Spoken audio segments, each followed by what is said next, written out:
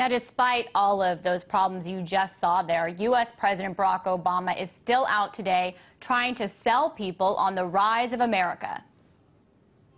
Let's get to work. Let's show the world once again why the United States of America is the greatest country on earth.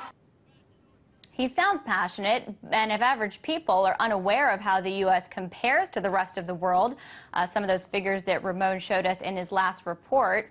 And of course, this is the world that the United States is competing with and needs to look at how it stacks up against.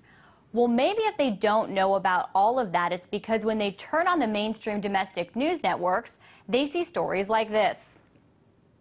J.Crew was hot, then it was not. Now it's hot again. For the first time, J.Crew presented its latest collection under the fashion tents. Color is a competitive advantage for us. Did you hear that? Color is a competitive advantage for J.Crew, but what about a competitive advantage for the United States? To talk about what that looks like and what answers we should be looking for that we can't find in J.Crew reports on CNN is Timothy A. Canova. He's a professor of international economic law at Chapman University. I appreciate you being on the show. Oh, you're very welcome. I wanted to ask, we have heard President Obama, when he announced his jobs plan, make the comparison of the United States needing high-speed rail in the same way that China does. But the U.S. makes a fraction of the investment on, to give that example, that kind of infrastructure. So is this comparison simply rhetoric?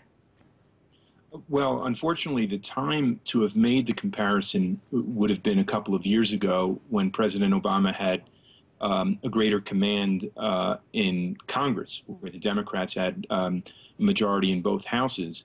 At this point, it does come across to a lot of people as rhetoric because there's clearly a political gridlock, and it seems futile to expect the Republicans in the House to just go along with his proposals now.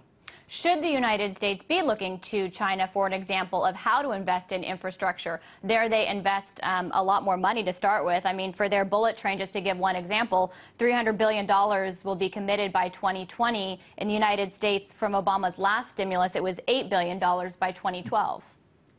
Well, the U.S. could look to China. It could look to the European Union. Both invest far more in infrastructure, as you've pointed out.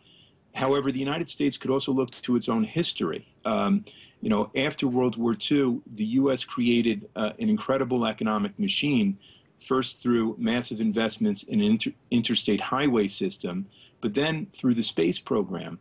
Unfortunately, the rhetoric, the discourse has shifted completely in the other direction, so that you get Obama administration officials as well as Republicans all saying the same thing, that the public